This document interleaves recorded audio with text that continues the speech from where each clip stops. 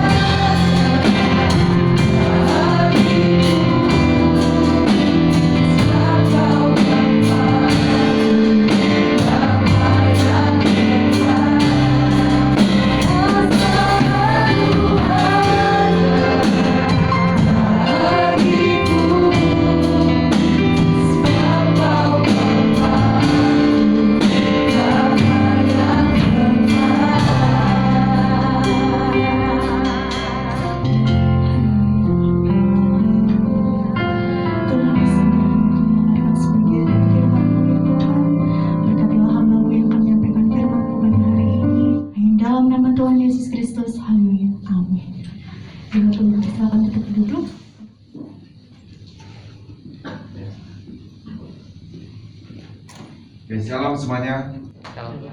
Ya, puji Tuhan, saudara, kita sekarang akan mendengarkan firman Tuhan.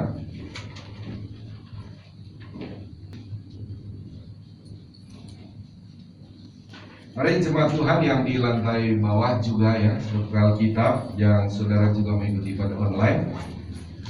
Di lantai atas juga kita akan membaca di dalam Yohanes pasal 14 dan kita akan fokus pada topik kita tentang Roh Kudus ya.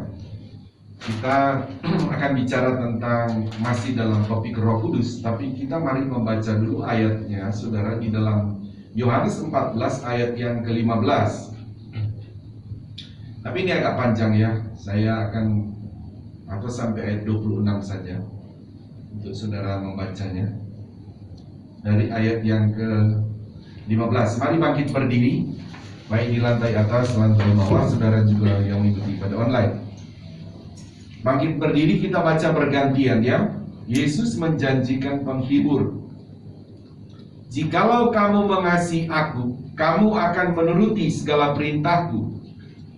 Aku akan minta kepada Bapa, dan Ia akan memberikan kepadamu seseorang yang lain, supaya Ia menyertai kamu selama-lamanya, yaitu Roh kebenaran. Dunia tidak dapat menerima Dia, sebab dunia tidak melihat Dia dan tidak mengenal Dia. Tetapi kamu mengenal Dia, sebab Ia menyertai kamu dan akan diam di dalam kamu. Aku tidak akan meninggalkan kamu sebagai yatim piatu. Aku datang kembali kepada kamu. Tinggal sesaat lagi dan dunia tidak akan melihat aku lagi, tetapi kamu melihat aku, sebab aku hidup dan kamu pun akan hidup.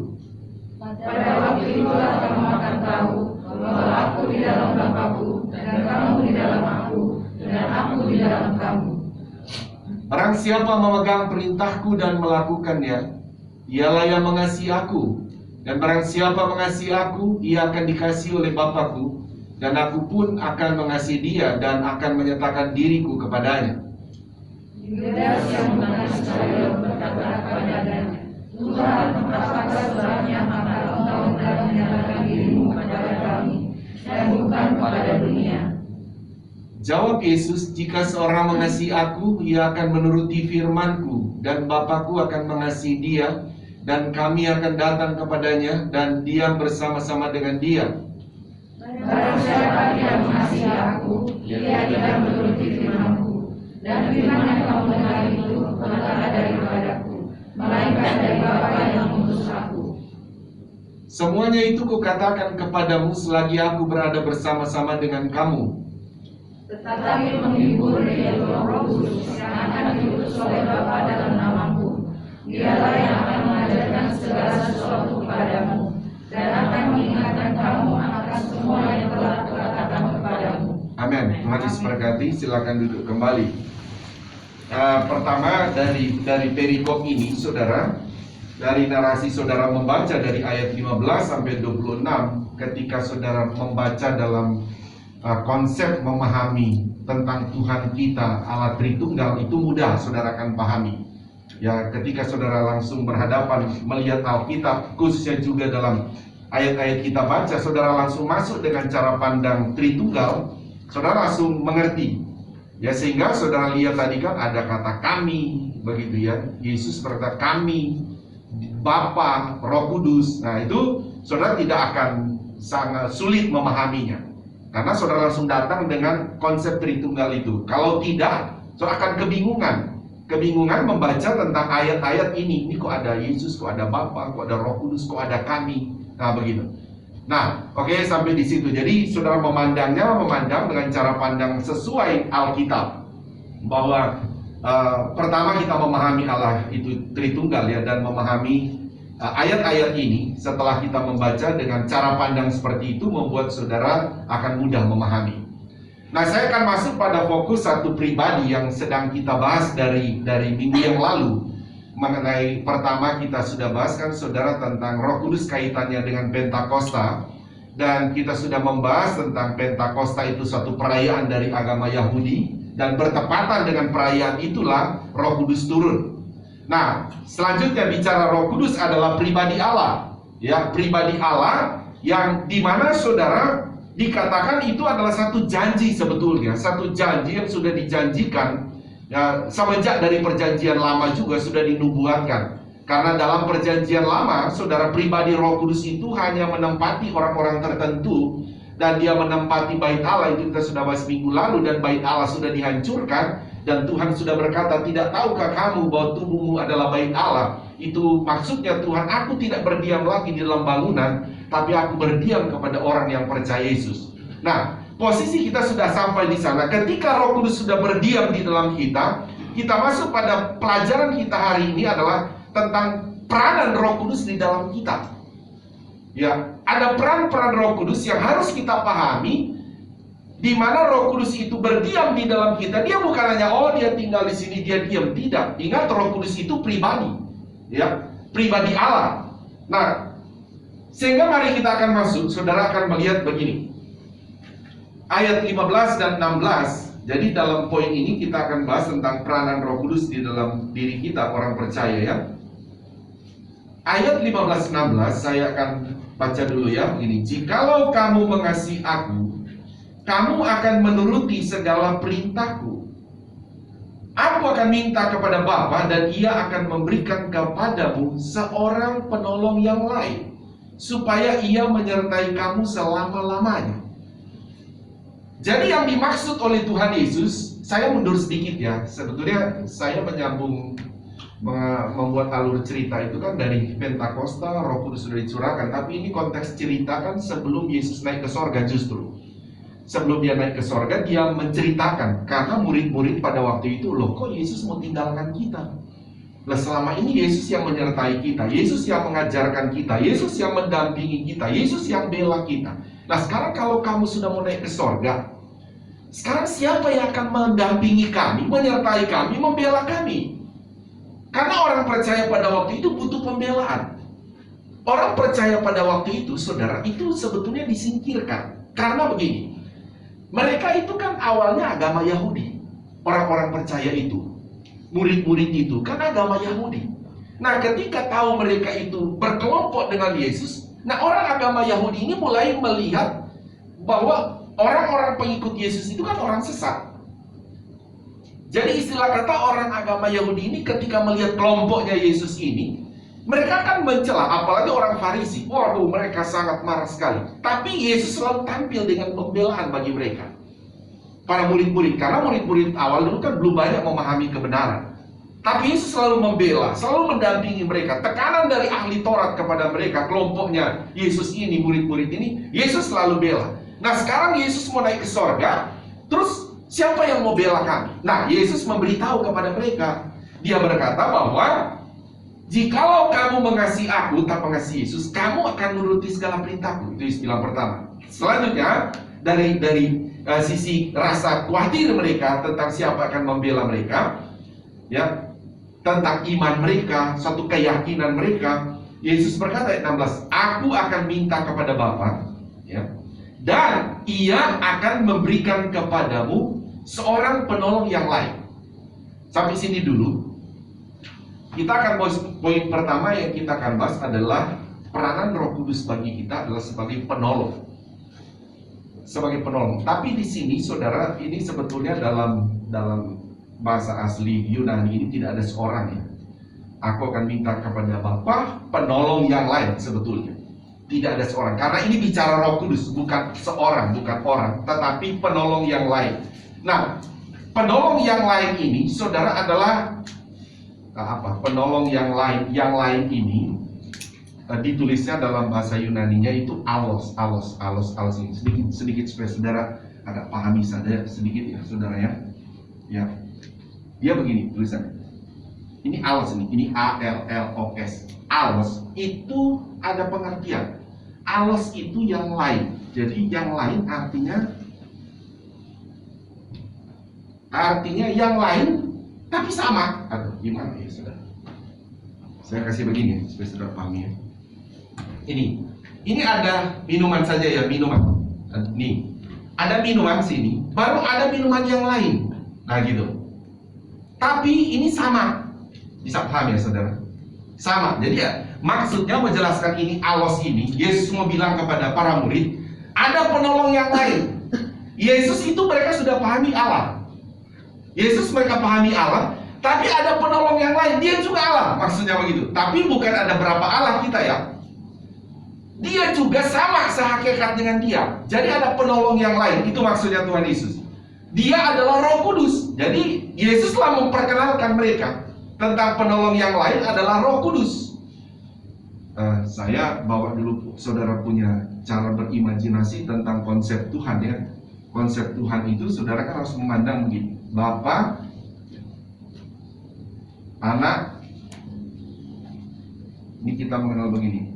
Sorry saya singkat sini, Roh Kudus ya. Nah, saudara, di sini hanya satu Allah. Nggak boleh banyak Allah. Allah atau Tuhan ya, saudara. Nah, cara melihat begini, saudara. Sorry. Ya, begini ya caranya. Tidak boleh bikin Bapa Allah, Anak Allah, Roh Kudus Allah. Jadi nanti 3 Allahnya. Karena Allah itu artinya itu Maha Kuasa. Maha Kuasa itu cuma satu. Dan Maha Kuasa punya pribadi. Pribadinya adalah Bapa, Anak, Roh Kudus. Ya, jadi makanya kita bilang Tritunggal, 3 tunggal dalam kemahakuasaan. Nah, begitu. Ya, oke ya. Jadi caranya dalam imajinasi saudara melihatnya Bapa, Anak, Roh Kudus itu adalah 3 pribadi tapi tunggal dalam kemahakuasaan. Begitu. Itu tentang konsep Tuhan itu.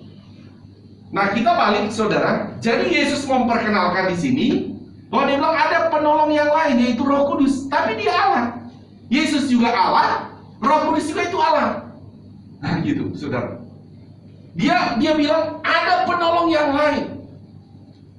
Secara manusia, saudara, murid-murid kan memang ada rasa khawatir tentang posisi iman mereka, yang dimana mereka ini, bagaimana mereka beriman sekarang yang diperhadapkan dengan orang-orang agama Yahudi. Satu sisi, para rasul juga ini memang mereka belum banyak mengetahui, dan kedua kan manusiawi mereka terbatas untuk mengingat pengajaran Yesus. Jadi ada muncul rasa khawatir itu, dan Yesus menjawab kekhawatiran itu. Percayalah, ada penolong yang lain. Sebagaimana dia juga adalah Parakletos itu, Yesus itu, ya sorry, saya menggunakan itu dia adalah penolong juga, saudara. Dan dikatakan, saudara, bahwa sebagaimana Yesus telah mendampingi, menolong, menasihati mereka, demikian Roh Kudus yang sama akan menolong. Nah, di dalam poin yang satu ini, saudara, adalah bagi kita, makna bagi kita begini, saudara. Tidak ada bedanya sebetulnya kita dengan para rasul atau murid-murid pertama. Pertama, saudara, di dalam kondisi iman kita juga kadang-kadang, saudara, sebagai jemaat ada sisi sedikit keraguan dalam iman saudara. Dalam konteks begini, berhadapan dengan dunia, berhadapan dengan banyak agama. Dan dalam kadang-kadang mungkin sudah, kalau ada orang bertanya tentang Alkitab, tentang iman, kadang-kadang juga saudara, juga mungkin, saya sendiri sudah beriman kepada Tuhan. Tetapi keberadaan iman kita juga terhadap yang kita imani dalam Alkitab, kadang-kadang kita belum pahami semua kan, saudara. Belum bisa pahami semua. Sehingga ada rasa khawatir, rasa takut kadang-kadang. Bagaimana ya kalau orang mempertanyakan iman saya? Bagaimana ya kalau orang mempertanyakan tentang Alkitab yang saya imani? Kita juga belum bisa mengerti kan, saudara. Tetapi di sini keraguan-keraguan ini, Yesus mengajarkan bahwa percayalah ada penolong yang lain yang sanggup membela iman kamu. Nah, makanya konsep kita tentang iman, saudara, Yesus berkata, jikalau kamu mengasihi aku, kamu akan menuruti segala perintahku. Itu prinsip utama dulu. Tapi ketika kamu punya iman diperhadapkan pada pertanyaan demi pertanyaan, yang dimana kadang-kala diri kita sendiri tidak mampu menjawab. Karena siapa yang bisa mengerti Alkitab sesungguhnya? Saya sendiri pendeta, gembala saudara, tidak dapat memahami, saudara, keseluruhan Alkitab. Dan belum ada mungkin satu manusia bisa berkata Alkitab saya sudah bisa pahami semuanya. Belum ada. Tetapi di dalam pertanyaan-pertanyaan iman yang saudara jalani, yang saudara dan saya imani, Yesus telah berkata bahwa ada Roh Kudus yang sebagai juga saya bilang tadi parakletos, artinya pembela, penasihat bagi kita, saudara. Dan juga dia juga sebagai pendamping begitu. Roh Kudus, Yesus perkenalkan bahwa ada Roh Kudus itu yang akan menyertai, yang akan membela iman kamu. Nah, hal yang sama, saudara, harus kita pahami. Kan kita orang percaya ada Roh Kudus bagi kita. Kalau saya tanya begini, entah saudara jemaat di lantai atas, lantai bawah, sudah di rumah, saudara kan sudah percaya Yesus, posisi saudara sudah selamat ya di dalam Tuhan Yesus kan. Sekarang begini, untuk saudara kan berimannya kan kepada Alkitab, bukan kitab suci orang lain kan, kepada Alkitab. Apakah saudara sudah paham semua Alkitab? Belum kan saudara? Dan bagaimana kalau orang luar mempertanyakan iman kita terhadap Alkitab? Itu juga sebetulnya diperhadapkan kepada para rasul pada waktu itu. Siapa yang mau bela kami? Kami ini belum mengerti semua tentang kebenaran. Tapi yang Yesus memberitahu bahwa ada jaminan di dalam hidup kamu nanti, Roh Kudus. Roh Kudus yang akan memberikan jaminan itu. Dan memang saudara, sampai Tuhan datang kedua kali, kemungkinan besar memang kita tidak akan pernah memahami semua Alkitab. Tetapi bukan dalam arti kita tidak memahami semua Alkitab itu terus kita tidak masuk surga. Tidak, saudara. Tidak demikian. Tetapi di dalam konteks sebetulnya para murid-murid awal itu mempertanyakan siapa yang akan menjadi parakletos bagi kami, pembela bagi kami. Apa itu? Penasihat bagi kami nantinya. Sebagaimana pada waktu kami mengiring engkau, kami dicela oleh orang Farisi, kami dicela oleh ahli-ahli Taurat. Dan kamulah yang tampil, maksudnya mereka berkata kepada Yesus sebagai natur manusia, kamulah yang membela kami, kamulah yang menasihati kami supaya tetap beriman. Sekarang kalau kamu tidak ada, ketika kami diserang iman kami, sementara murid-murid awal itu kan orang Galilea. Orang Galilea sudah sempat saya singgung kemarin di dalam khotbah hari Minggu, adalah orang yang kelas bawah. Murid itu orang-orang nelayan, sementara orang Yerusalem adalah orang-orang berpendidikan. Begitu, sehingga mereka melihat bahwa orang Galilea itu adalah orang-orang sebetulnya dalam tanda kutip orang bodoh. Jadi cara pandang juga orang Galilea telah muncul dalam bagaimana menghadapi orang Yerusalem, bagaimana menghadapi ahli-ahli Taurat, siapa penolong akan iman kami. Dan sekali lagi kembali Yesus berkata, pertama ada parakletos, yang lain juga pembela akan iman kamu. Jangan takut. Demikian juga ada penolong yang lain, yaitu Roh Kudus. Jangan takut. Saya kembali, bagaimana dengan kita? Saya sebagai gembala sidang kadangkala sebetulnya itu juga muncul kepada saya. Gimana nih jemaat Tuhan ya? Secara apa ya saudara? Secara iman keselamatan itu sama. Tapi secara pengertian akan kitab suci yang kita imani bersama-sama, itu pengetahuannya beda-beda. Bagaimana dia di tempat kerja, bagaimana dia di pergaulan, kan begitu saudara. Entah pergaulan di teman kuliah, teman kerja, teman di lingkungan keluarga. Pasti saudara kan punya teman, punya keluarga yang berbeda iman. Bisa diperhadapkan dengan macam-macam tentang iman yang sama-sama diimani. Dia bisa menjawab nggak kalau pertanyaan? Jangan-jangan dia meragukan iman terhadap Alkitab. Manusiawi saya ada seperti itu. Sehingga konsep saya kalau di gereja itu, ya bisa dibilang setengah khotbah, setengah mengajar. Demi untuk supaya jemaat harus paham, karena ini menyangkut iman. Nah sehingga kembali saudara, saya juga kembali disadarkan oleh kebenaran firman Allah. Di dalam mereka ada Roh Kudus. Jemaat Tuhan, di dalam saudara ada Roh Kudus. Amin. Sehingga ketika diperhadapkan terhadap iman, terhadap Alkitab yang saudara imani, kalaupun nantinya seandainya begini, kalaupun saudara punya iman terhadap Alkitab, seandainya orang mempertanyakan tentang Alkitab yang kau imani, saya tanya dong, kamu bisa jawab nggak ayat ini? Dan ternyata engkau tidak bisa menjelaskannya. Saudara, iman percaya saudara pada Yesus tidak boleh berubah. Amin, saudara. Tidak boleh berubah. Sekalipun mungkin akan diejek, seperti para murid ahli Taurat mungkin mengejek, kamu tuh tidak bisa tahu menjelaskan Taurat. Tapi sudah berpesan, tetap beriman karena keselamatan hanya ada dalam Yesus. Kenapa saudara? Bukan berarti engkau tidak bisa jawab tentang Alkitab, terus engkau jadi tidak masuk surga. Tidak. Haleluya saudara. Tidak. Nah ini pesan Tuhan Yesus bahwa tetap ada Roh Kudus. Kalaupun memang pada akhirnya engkau jawab, memang Roh Kudus menyatakan itu. Memang ada saatnya Roh Kudus memang mau beritahu, kamu boleh jawab. Nih, nanti saya kasih lihat ayat nanti ya.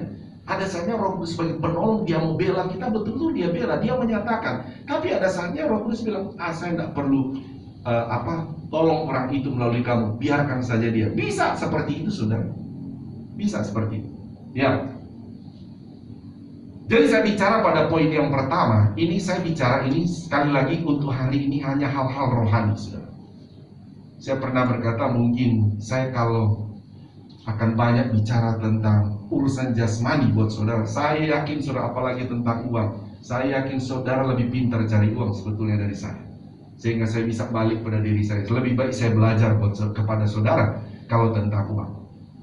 Tapi memang saya tentu ditugaskan Tuhan untuk bicara tentang, ingat kita punya manusia ini ada dua, manusia rohani dan manusia jasmani. Dan manusia jasmani hanya berhenti di bumi saja. Tapi manusia rohani kita yang akan dikenakan tubuh rohani nanti, atau dikatakan saudara, memiliki tubuh lagi yang baru, itu adalah sifatnya kekal. Dan ini yang kita urus sebetulnya saudara. Kita urus jemaat yang sudah ada, bagaimana manusia rohani ini terus bertumbuh, terus saudara mengenal Tuhan, terus mempertahankan iman itu. Saya akan lanjut lagi saudara. Jadi poin yang pertama bahwa ketika para murid ini meragukan sebetulnya tentang pribadi mereka, diperhadapkan tentang iman mereka, tentang kebenaran, karena Yesus akan pergi, Yesus berkata ada Roh Kudus, ada Parakletos, ada Alos, dia penolong yang lain, dia juga Allah yang akan ada di dalam dirimu, dan dialah yang akan membela kamu. Dalam hal ini jemaat Tuhan, saya katakan bahwa saudara ketika diperhadapkan tentang Alkitab yang tentunya saudara tidak atau belum dapat memahami semuanya, dan kalaupun iman saudara dipertanyakan, tetapi ternyata Alkitab yang saudara imani, saudara pun belum mampu menjawab, sekali lagi jangan tinggalkan Tuhan. Jangan lepas itu Alkitab. Amin saudara. Percayalah Roh Kudus akan bela Anda.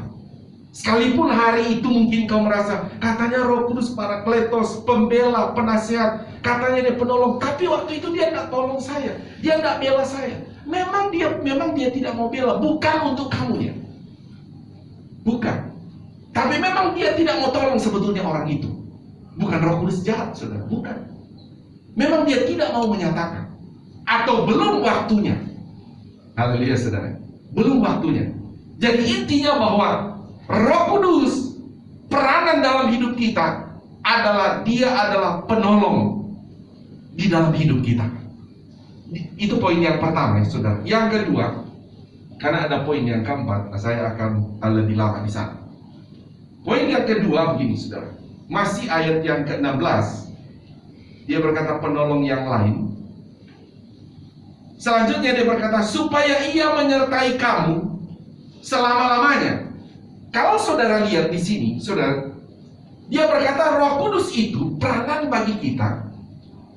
Dia akan menyertai kita selama-lamanya. Saudara harus lihat begini. Makanya saya sudah konsep pemahaman Roh Kudus itu Allah. Karena saudara lihat dari sifatnya di sini. Ini kan pribadi. Pribadi siapa yang bisa menyertai manusia selama-lamanya? Saudara sebagai orang tua, satu pribadi, saudara dulu dampingi anak, sertai anak itu sampai dia besar, mulai SD, SMP, mulai kita lihat terbatasnya. Dulu dia mulai ke sekolah, kita nggak bisa di sana, nggak bisa sertai dia, pikirin, aduh anak saya di sekolah gimana ya, telepon di rumah kalau kita di kerja, sudah pulang dia belum, begitu, pulang sekolah belum, gitu. terus sampai kuliah. Selesai dia kuliah atau apa begitu saudara, anak itu sudah mulai remaja, dia keluar, kita tanya, dengan siapa? Belum pulang. Rasa khawatir, karena kita tidak menyertai dia. Ya kan? Ini kita terbatas manusia. Tapi siapa pribadi yang berkata, ia menyertai kamu selama-lamanya? Siapa yang bisa menyertai? Itu saya bilang tadi. Pertama, Roh Kuduslah, ini memang Allah, dia menyertai selama-lamanya. Berarti dimanapun, kapanpun, siang, malam, di rumah, di luar rumah, ada Roh Kudus pada kita. Haleluya saudara. Dia menyertai kita. Nah, kedua begini, saudara lihat dari sifat dari Roh Kudus ini, dia adalah Allah yang Maha Kuasa. Karena kan begini, kalau kita hitung sekarang saja, berapa banyak orang Kristen? Karena namanya orang percaya kepada Yesus sungguh-sungguh, ada Roh Kudus dalam dia. Kecuali dia tidak sungguh-sungguh sama Tuhan Yesus ya, cuma hanya mau numpang jadi KTP Kristen, ya pasti tidak ada Roh Kudus. Tapi kalau memang dia betul-betul percaya Yesus sebagai Tuhan dan Juru Selamat dia hidupnya, pasti ada Roh Kudus dalam hidup dia. Nah sekarang kita hitung berapa jemaat. Di dunia ini agama terbesar adalah Kristen. Di dunia ini. Untuk masa sekarang saat yang saya bilang, itu ada berapa miliar orang Kristen, kan begitu. Nah, di setiap pribadi orang percaya ada Roh Kudus. Saudara bisa bayangkan, bukan Roh Kudus banyak ya saudara, karena dia maha. Dan dia berkata, aku menyertai kamu selama-lamanya. Ini saudara, kita tidak minta pun saudara, itu Roh Kudus sudah bilang, selama imanmu tetap percaya kepada Yesus adalah Tuhan Juru Selamatmu, Roh Kudus langsung bilang, aku menyertai kamu selama-lamanya. Haleluya saudara. Nah ini juga harus kita pahami saudara tentang peranan Roh Kudus bagi kita. Memang dia menyertai kita. Kita tidur, ada Roh Kudus nggak menyertai kita?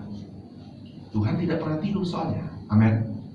Makanya kalau saudara tidur nyenyak, bilang ada Roh Kudus.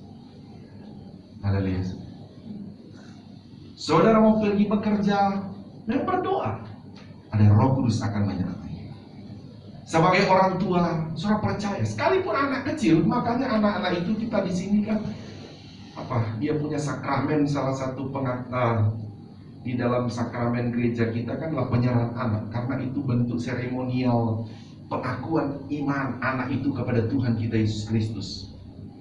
Sekalipun dia masih bayi, karena orang selamat kan mesti mengaku dengan mulutnya bahwa Yesus Kristus itu Tuhan ya. Tapi bagaimana bayi mau mengakuinya? Nah, kita punya namanya sakramen, satu seremonial.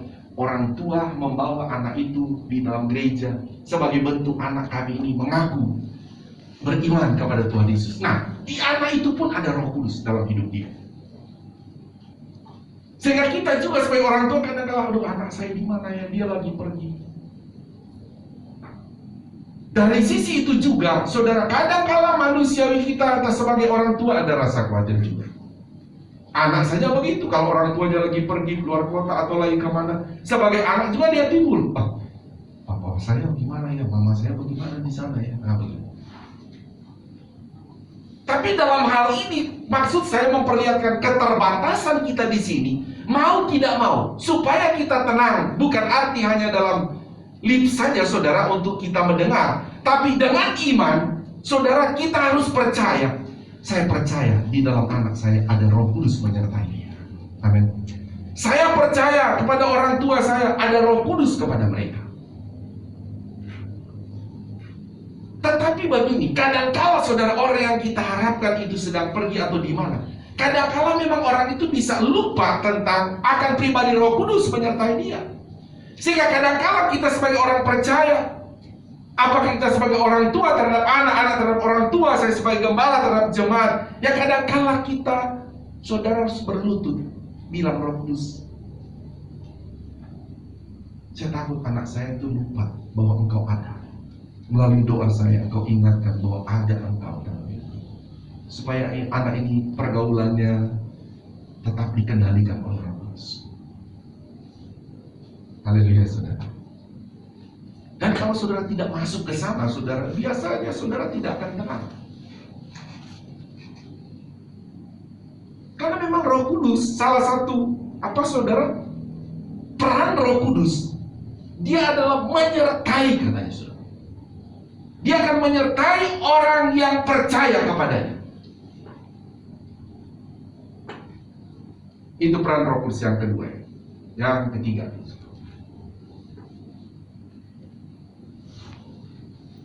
saya akan lompat ayat 18 sampai 21. Aku tidak akan meninggalkan kamu sebagai yatim piatu. Aku datang kembali kepadamu. Tinggal sesaat lagi dan dunia tidak akan melihat aku lagi. Tetapi kamu melihat aku sebab aku hidup dan kamu pun akan hidup. Pada waktu itulah kamu akan tahu bahwa aku di dalam Bapakku dan kamu di dalam aku dan aku di dalam kamu. Nah, tadi ingat begini, coba muncul ayat tadi. Nah, makanya kalau sudah lihat ini, Yesus juga bilang dia akan pergi. Tapi di sini tadi dia sudah bilang ada Roh Kudus pada kita. Tapi di sini siapa lagi di dalam kita? Katanya saudara, siapa lagi? Pada waktu itulah kamu akan tahu bahwa apa saudara? Bahwa aku ini Yesus. Di mana saudara? Di dalam Bapakku dan apa saudara? Kamu di dalam aku dan aku di dalam ada Yesus, ada Bapa di dalam kita juga, kan begitu. Makanya saudara harus tetap konsep iman saudara berpegang ya saudara. Allah itu roh sesuai Yohanes pasal 4 ayat 20 ya, 19-20. Allah itu roh. Kalau kita manusia jasmani. Kedua, Allah itu maha kuasa, memenuhi semua ruang dan waktu. Jadi memang kita tidak mampu saudara. Manusia akal kita tidak mampu memahami pribadi ini saudara. Selain hanya beriman bahwa dia Allah itu roh, dia bisa memenuhi semua ruang dan waktu, ya, dia itu maha kuasa. Tapi dikatakan Bapa dan Anak juga itu ada di dalam kita. Ya.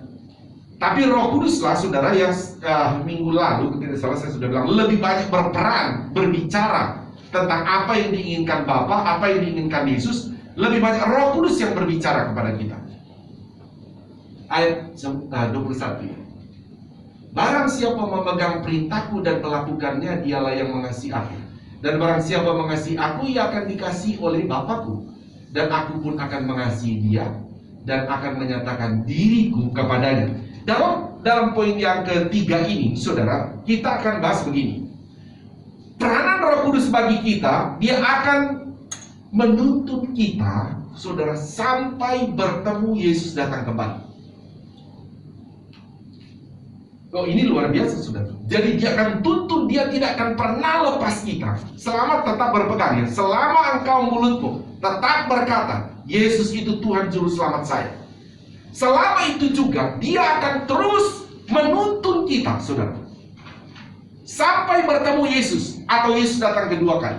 Makanya saudara cek ya saudara, begini. Sebagai orang betul-betul yang sudah selamat, orang percaya Yesus, atau saudara cek ada Roh Kudus nggak pada saya? Kalau saudara percaya Yesus pasti ada. Tapi bagaimana saudara mau cek saudara peranan Roh Kudus dalam hidup saudara? Adalah sebetulnya begini.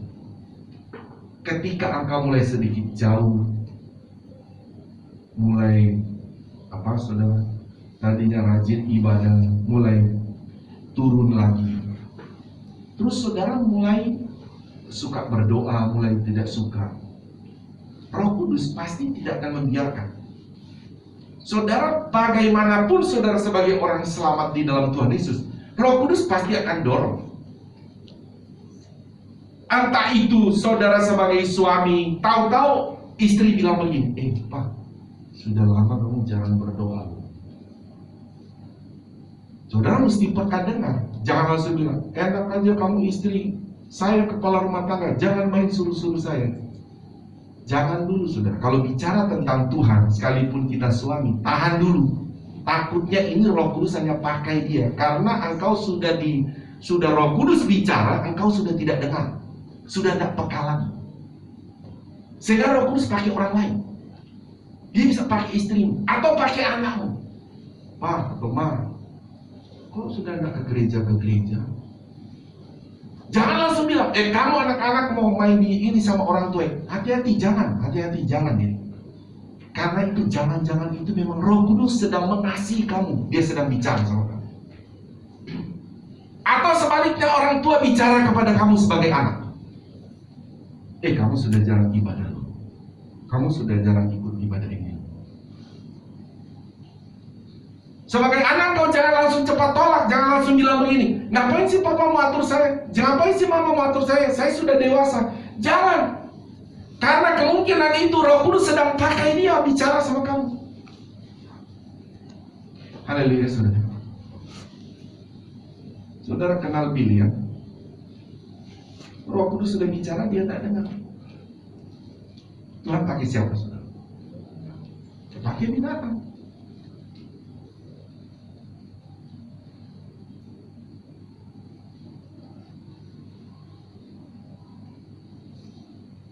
Dan kita lagi asik-asik. Tuhan bisa pakai cicak loh, saudara.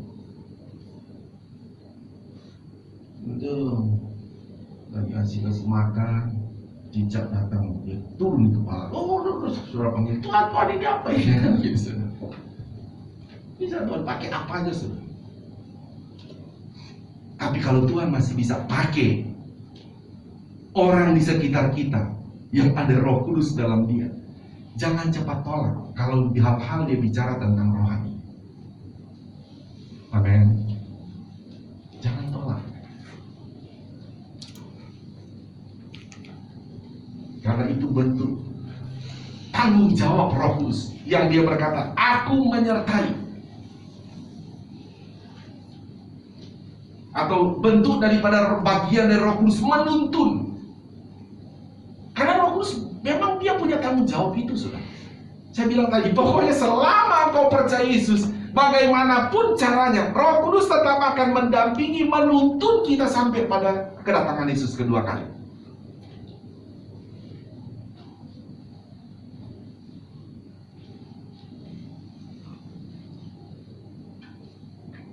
Karena ingat, status saudara kan orang-orang yang sudah selamat, orang-orang yang sedang melakukan perjalanan menuju ke sorga, kan begitu.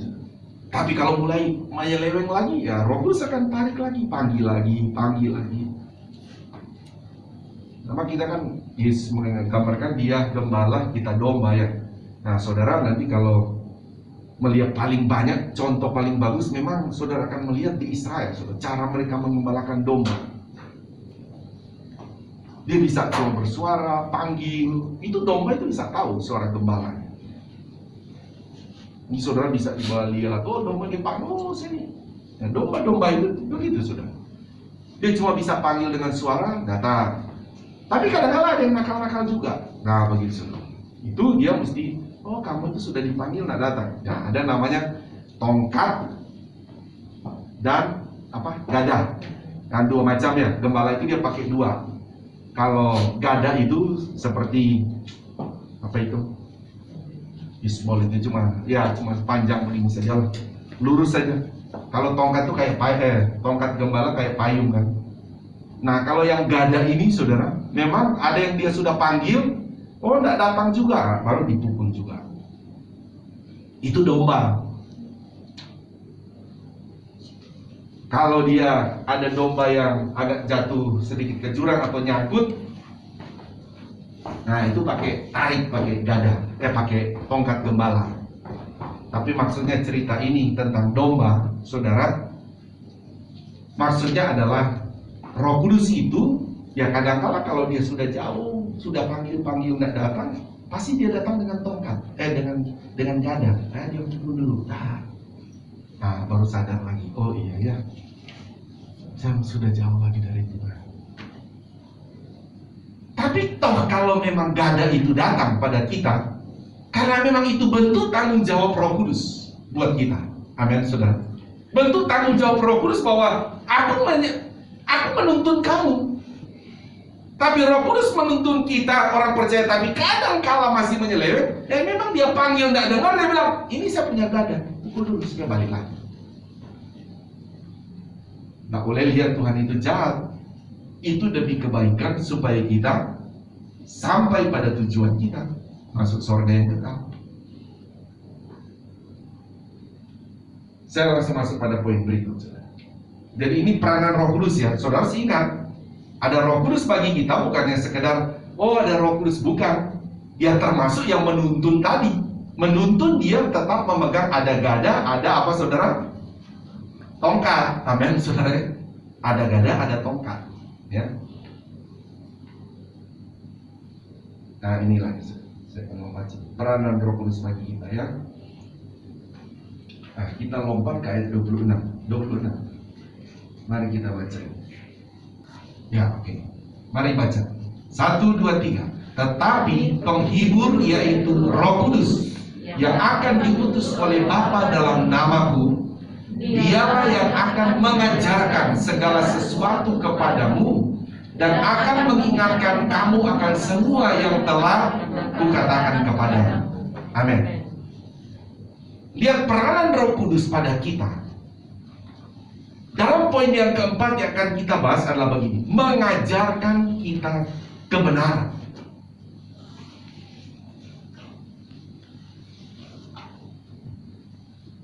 Saya bilang tadi bahwa kita tidak mampu sebetulnya akan memahami selama kita hidup tentang Alkitab yang kalau dalam buku, bentuk buku itu tebalnya luar biasa. Tapi dia berkata, aku akan mengajarkan kepadamu segala sesuatu kepadamu dan akan mengingatkan kamu yang apa yang telah kukatakan kepadamu. Ya, tentang kebenaran firman yang sudah pernah Yesus katakan. Secara manusia kan mereka begini. Lah siapa yang mau ingat? Ingat rasul-rasul itu begini. Pada waktu ikut Yesus kan masih belajar. Itu mereka dulu itu hanya lisan. Jadi mereka itu tidak tulis, tapi mereka cuma lisan. Tapi mereka kaget ketika Yesus sudah menaik. Lah, mereka bilang, kami tuh tidak punya tulisan apa yang kau ajarkan. Kami punya yang tertulis itu kitab perjanjian lama. Tapi yang kau ajarkan selama kita ikut kamu 3,5 tahun, kita tidak punya tulisan. Tapi dalam ayat ini berkata, Roh Kudus yang akan mengajarkan. Dan itu terbukti saudara, berapa tahun setelah Yesus naik ke sorga, benar-benar Alkitab itu ditulis dalam pengilhaman Roh Kudus sendiri. Apa yang Yesus pernah bilang, mereka catat. Saya akan mengajarkan begini. Dalam poin ini Roh Kudus akan mengajarkan, atau peranan Roh Kudus adalah mengajarkan orang percaya akan kebenaran. Saya tahu bahwa kebenaran Tuhan pertama adalah membenarkan manusia. Bagaimana caranya? Kebenaran Tuhan membenarkan manusia, yaitu mengenai sebetulnya tentang penyelamatan Tuhan akan manusia. Karena manusia tidak bisa selamat ya saudara, tanpa Yesus, tanpa dibenarkan oleh darahnya. Manusia tidak dapat masuk ke sana. Tetapi kita lihat bahwa kebenaran Tuhan ini, ketika hari Pentakosta dan orang begitu banyak percaya kepada Yesus, Roh Kudus tinggal kepada dia, kepada orang percaya itu. Tapi kita lihat dulu begini.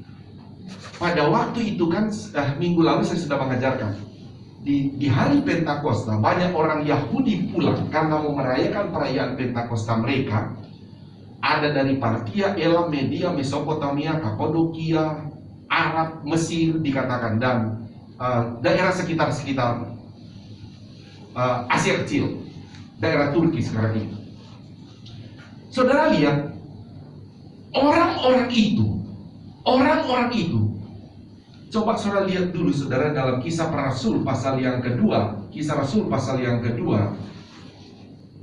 Yuk kita baca ya, supaya saudara ikuti. Mari bangkit berdiri dulu. Bangkit berdiri, ayat 14. Baca bersama-sama ya. 1, 2, 3. Maka bangkitlah Petrus berdiri dengan ke-11 rasul itu, dan dengan suara nyaring dia berkata kepada mereka, hai kamu orang Yahudi, dan kamu semua yang tinggal di Yerusalem, ketahuilah dan camkanlah perkataanku ini. Terus, orang-orang ini tidak mabuk seperti yang kamu sangka karena hari baru pukul 9. Tetapi itulah yang difirmankan Allah dengan perantara Nabi Yoel. Akan terjadi pada hari-hari terakhir, demikianlah firman Allah. bahwa aku akan mencurahkan rohku ke atas semua manusia. Maka anak-anakmu laki-laki dan perempuan akan bernubuat, dan teruna-terunamu akan mendapat penglihatan-penglihatan, dan orang-orangmu yang tua akan mendapat mimpi. Terus, juga ke atas hamba-hambaku laki-laki dan perempuan akan kucurahkan rohku pada hari-hari itu, dan mereka akan bernubuat. 19.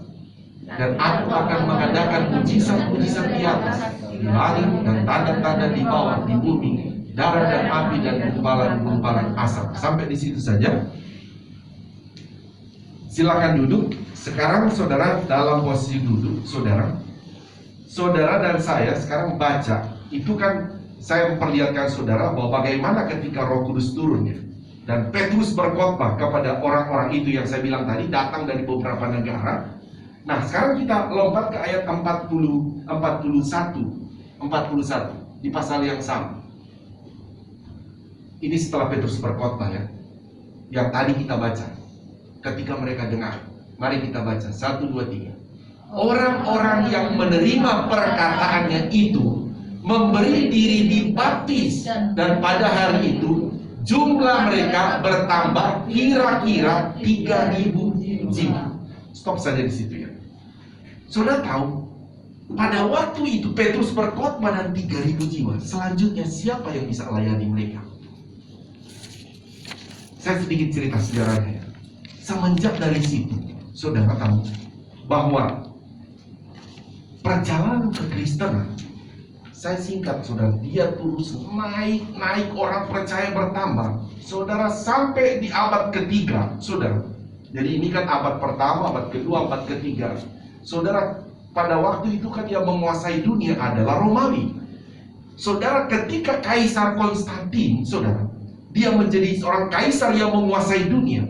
Saudara bisa bayangkan orang-orang yang percaya Yesus bisa menjangkau Kaisar Konstantin dan dia bisa percaya Yesus. Dan terkenal pada zaman itu adalah orang Kristen lah yang agama Yahudi langsung kalah. Orang Kristen yang berkuasa semua. Saudara, tetapi ada grafiknya juga setelah Kaisar Konstantin masuk ke abad 4, 5 itu turun lagi. Sehingga muncul ada kerajaan yang baru abad ke-7 Islam muncul lagi.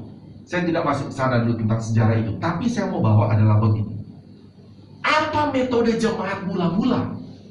Ketika mendengar khotbah dari Petrus, metode apa yang mereka terapkan sehingga banyak orang ternyata percaya Yesus dan terjadi multiplikasi pelipat gandaan orang-orang percaya? Ada metodenya. Sebetulnya saudara, metode itu kita baru mulai terapkan sebetulnya. Atau ya bukan baru, sudah cukup lama juga ya. Tapi memang kita belum bisa menangkap semua. Pertama, yang kedua, saudara yang dalam Tuhan, mungkin saya bisa melihat bukan menangkap, tapi mungkin jemaat semua kan belum mengerti tentang metode ini. Dan yang kedua, bahwa karena metode ini adalah metode yang dipakai oleh jemaat mula-mula yang diilhamkan oleh Tuhan sendiri, iblis juga tahu metode ini, sehingga iblis juga coba menghalangi. Metodenya apa? Begini saudara, saya punya waktu, saya minta 5 menit lagi ya. Sudah dikasih kode saya sih, waktunya selesai, tapi saya coba minta 5 atau sampai 7 menit. Begini ya saudara, jemaat mula-mula ketika mendengar khotbah Petrus, ternyata ada metode yang Roh Kudus ajarkan bagi mereka. Di ayat yang ke ini, saudara, ayat yang 41, orang-orang yang menerima perkataannya itu, jadi jemaat-jemaat yang menerima khotbah Petrus itu, memberi diri dibaptis dan jumlah mereka bertambah. Mereka ayat 42 jawabannya, yang saya maksud 42. Lihat, kita baca bersama-sama. 1, 2, 3. Mereka bertekun dalam pengajaran rasul-rasul dan dalam persekutuan. Sampai situ saja ya. Tahan dulu ayat ini ya. Jadi mereka itu saudara, ketika dengar khotbah itu saudara, orang-orang percaya di zaman itu, kan rasul-rasul tidak selalu sama mereka. Mereka mesti pergi lagi. Selain pergi kan mereka diancam.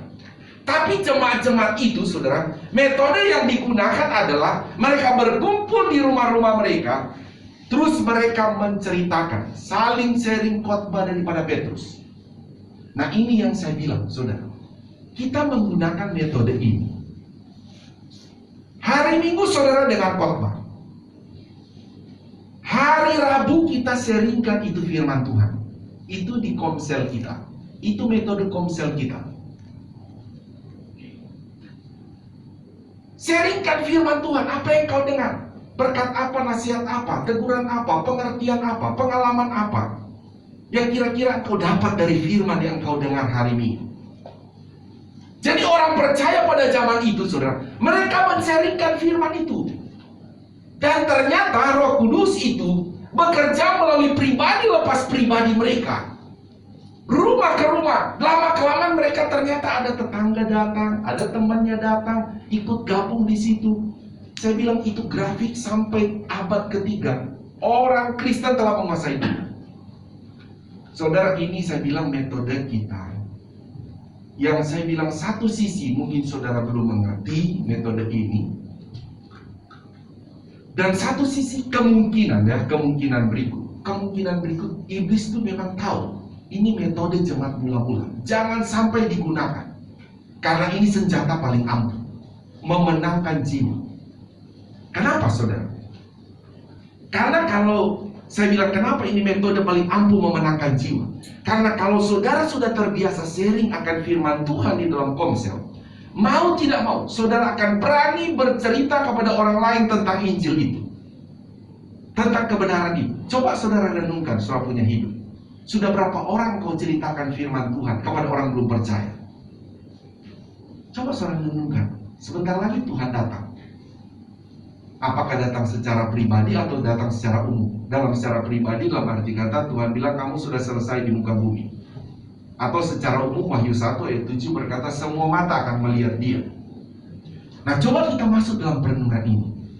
Sudah ada berapa orang yang kau ceritakan Yesus itu sebagai Tuhan Juru Selamat umat manusia kepada orang yang belum percaya? Itu rata-rata kita itu kenapa tidak bisa? Karena kita rasa takut. Karena kita merasa tidak ada bekal. Mau hadapi orang, mau sharing, kita sudah takut. Tapi kalau metode dalam kita sudah biasa sharing firman, kita sudah biasa cerita firman, di dalam komsel kita sudah biasa cerita, saya percaya Roh Kudus pasti pakai kita. Amin, saudara. Saya minta satu ayat lagi, saudara. Di dalam 1 Yohanes 2 ayat 27. Mari kita baca ya. Mari kita baca. 1, 2, 3. Sebab di dalam diri kamu tetap ada apa? Pengurapan yang telah kamu terima daripadanya. Karena itu tidak perlu kamu diajar oleh orang lain, tetapi sebagaimana pengurapannya mengajar kamu tentang segala sesuatu, dan pengajarannya itu benar, tidak dusta. Dan sebagaimana ia dahulu telah mengajar kamu, demikianlah hendaknya kamu tetap tinggal di dalam dia. Jadi peranan Roh Kudus bagi kita, lihat ya, bukan berarti saudara tidak perlu diajar. Oh, saya sudah tidak perlu belajar, saya tidak perlu dengar. Bukan. Maksudnya khotbah-khotbah yang telah diajarkan para rasul, khususnya Petrus tadi, Yohanes ini mau menjelaskan, percayalah karena engkau sudah dengar firman Tuhan, engkau juga di dalam kamu ada Roh Kudus, ada pengurapan yang mampu mengajarkan lebih lagi. Jadi kita sharing firman Tuhan di komsel kita. Nanti saudara akan lihat, saudara nanti akan terheran-heran, atau Roh Kudus akan mempertemukan saudara dengan orang juga yang merindukan tentang Tuhan. Dan engkau berani menceritakan, karena engkau sudah biasa sharing firman. Itu yang dihidupi atau metode yang digunakan oleh jemaat mula-mula. Jemaat mula-mula begitu, sehingga saya bilang grafiknya tadi, saudara, dunia itu dikuasai dengan agama Kristen pada abad yang ketiga. Dan kita harus kembali situ. Saya percaya, saudara, saya sudah bilang sebelum pandemi lalu kan saya sudah mulai tentang sharing. Saya sudah berencana mau bikin komsel beberapa. Ya, di jemaat di sini bisa bikin 10 atau 15 komsel, karena cuma dibatasi paling banyak nanti akan 10 orang. Ya. Tapi setelah itu langsung pandemi. Dan belum lagi. Sekarang mulai turun, saya mulai ajarkan lagi. Minimal dalam hal ini jemaat Tuhan begini. Ayo membiasakan diri saudara sharing firman di komsel. Saudara dengar firman, ya. Setelah dengar sekarang, pulang dengar lagi, ada di YouTube kan? Mau sharing firman, dengar lagi. Saya sendiri ketika mendengar saudara bisa sharing firman, oh begitu ya. Saya kadang-kadang dengar YouTube lagi, saya bilang, oh kok saya ternyata ngomong itu tadi di khotbah ya. Saya kalau khotbah kan saya sudah siap kerangkanya, saya pelajari begini. Tapi ketika di tengah-tengah itu kan saya tidak catat semua. Itu Roh Kudus yang kadang-kadang memberi secara tiba-tiba. Saya bilang, oh iya benar juga itu Alkitab begitu. Sama dengan saya ngomong begini, saya cuma siapkan kan satu kerangka khotbah, ayat-ayat pendukung itu saya sudah siapkan. Tapi bagaimana penjelasannya itu Roh Kudus memberikan. Nah itu sebetulnya sama dengan kalau kita sharing, saudara sharing lagi. Di dalam dirimu ada pengurapan. Kadang-kala Roh Kudus tidak buka semua kepada saya waktu khotbah, tidak semua. Bisa-bisa nanti di sharing komsel begitu, ya, saudara sharing di rumah firman, itu Roh Kudus bisa buka. Tadi firman bilang begini, tapi menurut saya begini. Oh ini bisa juga. Ya, jadi adalah poin ini, bagaimana peranan Roh Kudus bagi kita adalah mengajarkan kebenaran kepada kita, saudara. Jadi kita diajarkan kebenaran. Jadi dari sisi saya bilang tadi, memulai para murid, saya kembali pada pasal yang ke-14 kita baca tadi. Mereka ragu sebetulnya terhadap iman yang mereka miliki. Tapi Yesus berkata, ada parakletos atau ada penolong yang lain yang akan menolong kamu. Yang penting kamu percaya, yang penting kamu mau ikuti saja. Mau ikuti, kita juga begitu. Yang penting kita mau dengar, kita ikuti sharing. Nanti saudara akan terheran-heran. Saudara lihat, wah bagaimana mungkin jiwa-jiwa di sini akan bertambah begitu banyak melalui pribadi saudara. Amin. Memenangkan jiwa-jiwa. Sehingga kita ya akan melihat, wah ternyata kita dapat pelebaran tempat ibadah. Ya. Tidak lama lagi, oh sudah penuh lagi, dilebarkan lagi. Bukan kita senang tentang bangunan kita dapat, tapi kita harus senang ada jiwa-jiwa yang diselamatkan buat Tuhan Yesus. Kita bergumul memang tempat saudara, tapi yang utama bagi kita adalah jiwa. Amin saudara. Jiwa. Oke, demikian saudara saya menyampaikan tentang peranan Roh Kudus di dalam hidup kita.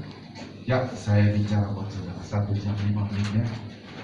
Mohon maaf, agak kepanjangan. Tuhan Yesus berkati kita.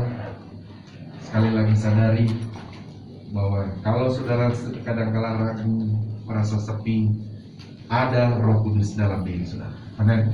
Mari kita bangkit berdiri. Kita akan berdoa ya. Saya langsung berdoa. Bapa di sorga, di dalam nama Tuhan Yesus Kristus, kami sangat bersyukur, kami juga berterima kasih buat Roh Kudus yang telah memilih kami menjadi baik-Mu. Dan kami bersyukur, berterima kasih Roh Kudus, Engkau begitu sabar kepada kami. Kami pun mengakui kadangkala kami seperti domba-domba yang nakal, menjauh, meninggalkan, tetapi Engkau tetap datang dengan sabar kepada kami, sehingga kami tetap kembali lagi di jalan-Mu yang benar. Bersama jemaat-Mu kami berkata terima kasih buat kesabaran-Mu ya Roh Kudus. Dan tuntun terus kami, karena kami rindu supaya kami semua masuk dalam kerajaan sorga yang kekal. Pakai kami juga ya Roh Kudus, karena ada orang-orang di dekat kami yang belum diselamatkan. Beri kami perkataan-perkataan kebenaran-Mu, keberanian untuk sharing tentang keselamatan di dalam Engkau, supaya mereka juga dapat diselamatkan di dalam Tuhan Yesus. Terima kasih Bapa untuk firman-Mu, meteraikan di hati kami. Roh Kudus bekerja terus di dalam hidup kami. Kami percaya peranan-Mu, Roh Kudus dalam hidup kami sangat luar biasa. Kami membutuhkan peran-Mu selalu. Terima kasih, dalam nama Tuhan Yesus kami berdoa, kami bersyukur. Haleluya. Semua yang percaya berkata amin. Tuhan Yesus berkati. Silakan duduk, saya serahkan pada yang bertugas.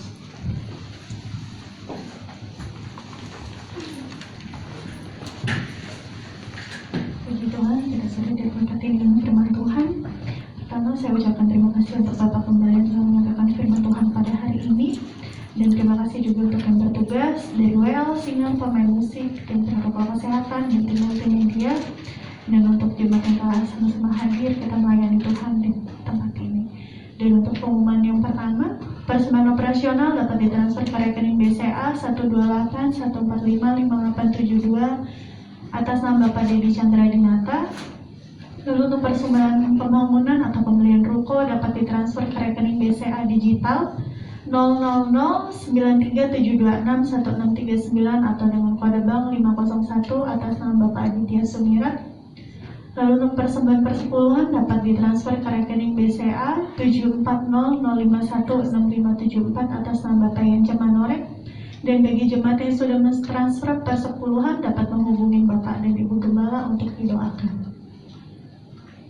Lalu untuk persembahan sekolah minggu dapat ditransfer ke rekening BCA 572542630 atas nama Ibu Ida Agustin Supriyatna. Dan untuk hari Seninnya diadakan doa puasa mingguan GPD Kota Wisata.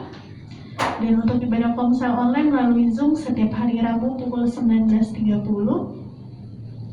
Lalu untuk ibadah pendalaman Alkitab dilakukan secara online melalui Zoom setiap hari Jumat 19.30. Dan untuk ibadah WSP di gereja diadakan setiap hari Jumat, tiap minggu kedua 4 dan 5 pukul 18.00. Dan doa pagi dilakukan setiap hari Sabtu melalui Zoom setiap pukul 7 sampai 8 pagi. Dan untuk sorenya dilakukan ibadah YMB setiap hari Sabtu pukul 18.15. Dan untuk minggu depan ibadah raya pertama dilakukan pada pukul 7 di gereja dan pukul 9 di gereja. Dan untuk jam 11 ibadah anak sekolah minggu di gereja dan live Zoom. Dan untuk sorenya ibadah di gereja pukul 5 dan online-nya juga pukul 5. Mungkin ada tambahan dari Bapak dan Ibu Gembala. Kita akan akhiri ibadah kita. Mari kita bangkit berdiri. Semoga Tuhan di lantai bawah bangkit berdiri. Di rumah juga. Mari kita akan berdoa. Segala puji syukur kami kepadamu ya Tuhan, buat kasih anugerah-Mu bagi kami, jemaat-Mu. Engkau beri kami sehat, sehingga kami boleh datang beribadah.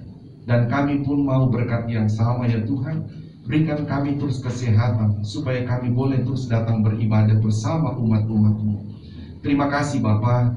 Sebentar kami mau pulang, kami berdoa kepadamu Tuhan. Kami akan diperhadapkan kembali dengan segala aktivitas kami sepanjang minggu ini.